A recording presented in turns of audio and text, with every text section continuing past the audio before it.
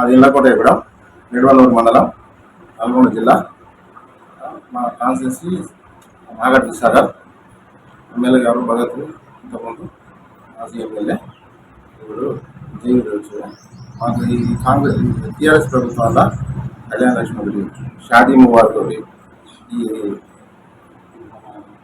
రైతు బంధు ఒకటి, రైతు బంధు మెయిన్ రైతు బంధు. రైతు ఉన్న రోజు కేసీఆర్ గారు సార్ ఉన్న రోజు నీళ్ళకి ఇబ్బంది లేదు. ఎవరు కూడా ఇప్పుడు ఉచితంగా కూడా అయిపోయినాక కూడా బాగానే. ఇప్పుడు నీళ్లు లేవు, నీళ్ళు లేక ఇబ్బంది పడి నేనే ఒక ఎకరం వేసిన, ఎండిపోతుంటే బోర్ వేసిన. 18 బస్తాలు అయినాయి ఇప్పుడు ఎకరం వేస్తే. ఆ ఎకరాన్ని నేనేం చేయాలి? ఆ 18 బస్తాలు కౌలేం చేయాలి, నేనేం చేయాలి? అదే రైతు బంధు వచ్చినట్టయితే పిండికైనా వాడుకున్నాం, లేకపోతే వాళ్ళకి కౌలం చేసుకున్నాం కదా. మాకు అది కూడా లేదు. ఇప్పుడు ఈ కాంగ్రెస్ ప్రభుత్వం వచ్చిన తర్వాత మాకు చాలా ఇబ్బంది జరుగుతుంది. మీ గ్రామం ఎలాంటి అభివృద్ధి? మా గ్రామం అన్నిటికీ ఒక కళ్యాణ లక్ష్మికి అభివృద్ధి. కళ్యాణ లక్ష్మి వచ్చేసినాయి అందరికి. నేను దగ్గర నుండి సీఎం రిలీఫ్ ఫండ్ పెట్టించిన. సీఎం మా ఎమ్మెల్యే గారు ఎనీ టైం ఏ టైంలో ఫోన్ చేసి రెస్పాండ్ అయ్యేది. పని కూడా వర్క్ కూడా చేసి పెట్టేది. పిల్లలు ఊళ్ళో మా ఇళ్ళ కూడా అన్నీ చాలా మంది చేసి పెట్టారు. మన ఊళ్ళోనే చేసి పెట్టినంటే వేరే గ్రామాలలో అట్లా ఉంటుంది కదా. ఏ గ్రామం అయినా కాకపోతే కొంతమంది అవకతవకలు జరిగి అదేదో ఇదైంది. ఎమ్మెల్యే భగత్ గారు ఓడిపోవడానికి ప్రధాన కారణం సార్? మా ఎమ్మెల్యే గారు ఈ రాజకీయాలు సార్ ఇప్పుడు మామూలుగా ఇప్పుడు వ్యతిరేకత వచ్చింది. ఎట్లా ఇప్పుడు ఆయన ఒక వర్గం, ఈయన ఒక వర్గం, వర్గాలు తిరగబోయేది సార్. వర్గాలు తిరగబోయి ఆ వర్గాలు తిరిగి వద్దు అనుకోరు. మంచి చేస్తుండేనా, మంచి చేసే దానికి అడ్డుకొని తీసేసారు. ఇవాళ అనిపిస్తుంది. అది ఇవాళ మాకు ఎమ్మెల్యే తెలిసిన ఎమ్మెల్యే పోయి చేసేదానికి లేదు. మేము పోలేదు ఇంతవరకు ఆయన కూడా. గత సర్పంచ్ పాలన మీ గ్రామంలో ఏ విధమైన అభివృద్ధి నేర్చుకుంది?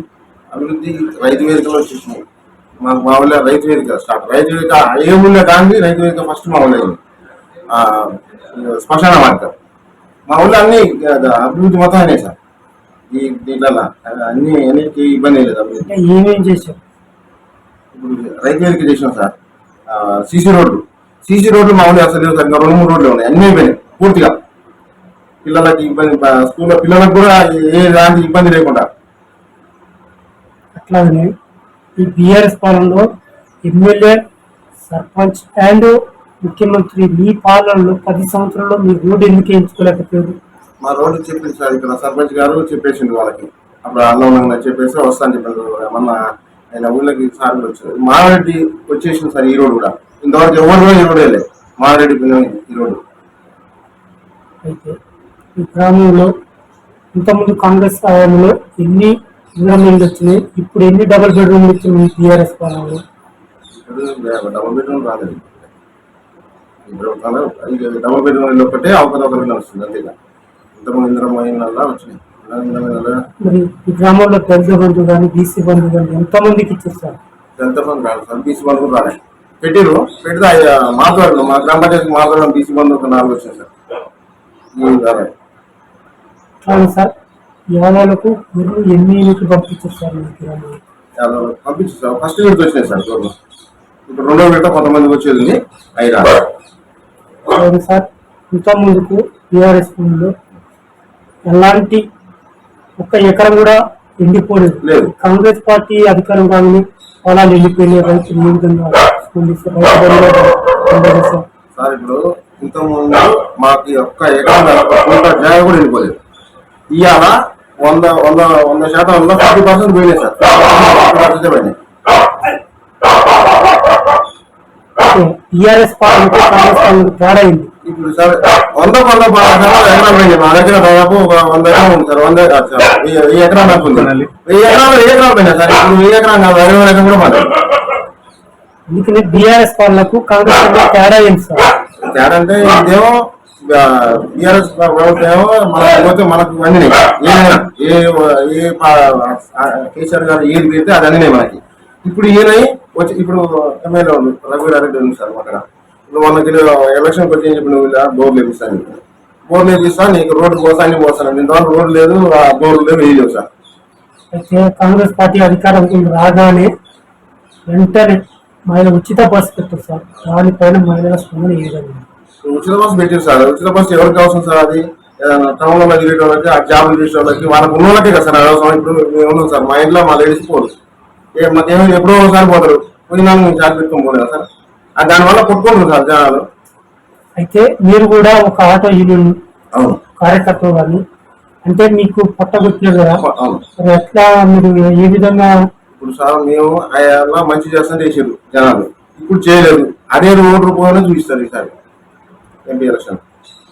అట్లాగని మేడిగడ్డ బీఆర్ఎస్ పాలనలోనే మేడిగడ్డ అది కుంగిపోయిందంటే ఒక 2 కిలోలు కుంగిపోయినాయని చెప్పి చేసారు. ఇప్పుడు మనం ఇల్లు కట్టుకుంటాం సార్, ఇల్లు కట్టుకున్న ఇల్లునే పోతుంది సార్. అది అంటే దాన్ని ఏం చేయాలి, దాన్ని పోయిందని సర్జ్ చేయాలి, సర్జ్ చేసి చూపించాలి. సర్జ్ చేయకుండా నువ్వు దాన్ని పెట్టి మెడికల్ అని చూస్తున్నావు. కానీ మరి ఇయ్యని చెప్పా సార్, 2 లక్షలు రుణమాఫీ అన్నాడు. రుణమాఫీ 9వ తారీఖు వచ్చి చేస్తాను. ఏ సార్ నేను చెప్పాను రుణాలు చేయొచ్చు కదా, మీరు పక్క పెట్టుకుంటూ అవతల రోజు పేరు పెట్టారు సరేనా. అయితే బీఆర్ఎస్ పాలన బీజేపీ రెండు ఒకటే అని చెప్పేసి ప్రతిపక్షాలు చేసి బీజేపీ కాన్స్టిట్యూషన్ సార్ ఇక్కడ ఎలా ఉంది, బీజేపీ టీఆర్ఎస్ కొత్తది లేదు. ఇప్పుడుంటే కాంగ్రెస్ అది అవుతుంది సార్. ఎందుకంటే రేవంత్ రెడ్డి గారు ఇంతకుముందు మోడీ దగ్గరికి కేసీఆర్ పోతే వంగిన అది ఇదని మాట్లాడిండు. మొన్న ఆయన పోయింది కదా సార్ రాజ్యసభ సార్. మన అంటే రాష్ట్రంలో అభివృద్ధి చెందాలని చెప్పేసి పోయినని చెప్పేసి ఇప్పుడు అవతల బీఆర్ఎస్ ప్రభుత్వం కూడా అదే పరిస్థితి కదా సార్. ఎవరైనా పెద్ద ఆయన పైన ఆయన కాడికి ఎవరైనా నేనైనా పోవాలి నువ్వైనా పోవాలి. పోయినప్పుడు విమర్శించవచ్చు సార్. ఆయన కేసీఆర్ గారిని పండగ అది చేస్తా అంటే సీఎం రేంజ్లో ఉన్నది. ఇంతకుముందు ఆయన అన్నడానికి డైరెక్ట్ గారికి పోతున్నా అని చెప్పంటే ఎంపీగా పోతున్నా అని చెప్పి మొన్న నల్గొండ సభలో చెప్పింది సార్. అయితే నువ్వు తొక్కుతా శాసనంలో తప్పలేదు సార్. అంటే ఫస్ట్ మీరే మాకు ఇట్లా చేసారని చెప్పేసి ప్రతిపక్షాలు అంటున్నారు సార్. ఎట్లా సార్ ఆ మాట వచ్చిందా, ఆ మాట ఇప్పుడు అన్నాడా? నల్గొండ సభలో చెప్పేసి మీరే అంటున్నారు. నల్గొండ సభలో అన్నాడని చెప్పి అన్న ముందే గొప్ప చేస్తాను సీఎం ఉన్నప్పుడు కూడా. మరి ఆయన చేయను అక్కడ నువ్వే చేస్తున్నావు. కవిత అరెస్ట్ అయింది సార్, దాని మీద ప్రజలు కవిత అరెస్ట్ అయిందంటే దాని మనకైతే ఇప్పుడు ఇంకా నడుస్తుంది సార్. అది దానివల్ల మేము బంగారు తెలంగాణ తెచ్చిందని చెప్పేసి ప్రతి విషయంలో చెప్పారు కదా సార్. అలాంటప్పుడు తన బిడ్డే కదా, మరి కవితని మరి ఎందుకు కాపాడుకోలేకపోయింది సార్? ఇప్పుడు నడుస్తుంది సార్. అది నడిచిన తర్వాత దాని ఓకే అయితే ఒకవేళ స్కామ్ ఇవన్నీ అయితే ఎవరైనా చేయాల్సింది తప్పదు. అది నేనైనా చేయాల్సిందే, నువ్వైనా చేయాల్సింది. ఎవరైనా తప్పు చేసినా తప్పే సార్. అది రానున్న పార్లమెంట్ ఎలక్షన్ లో మీ గ్రామ ప్రజలకు, మీ మండల ప్రజలకు మీరు ఎలాంటి సూచనలు ఇస్తారు సార్? రాబోయే ఎంపీ ఎలక్షన్ జరుగుతుంది, రాబోయే ఎలక్షన్ ఉన్నాయి. ఆ ఉన్న దాంట్లో ఇప్పుడు మేము మా ఆటో కార్మికులు ఒకటి ఆటో కార్మికులు కొట్టగొట్టిండు. రైతు బంధు రైతు లేదు, కరెంటు 24 గంటల కనెక్షన్ 18 గంటలు 12 గంటలు చేసిండు. ఇవన్నీ మాకు మనసులో ఉన్నాయి, మాకు పూర్తి ఉంది. రేపు ఎలక్షన్ లో ఓటు రూపంగానే చూస్తాం. ఒకవేళ పార్టీ ఆదేశిస్తే మీరు సర్పంచ్ చేయడానికి సిద్ధంగా ఉన్నారు సార్? సిద్ధంగా ఉంటే మీ గ్రామాన్ని మీరు ఏ విధంగా డెవలప్ చేస్తారు? ఇప్పుడు సర్పంచ్ మా ఇళ్ళ కూడా సర్పంచ్ ఉంది సార్. సర్పంచ్ ఉన్నప్పుడు సర్పంచ్ ఆయన ఆడ చెప్పినా మనం నేను చేయించుకున్నాను.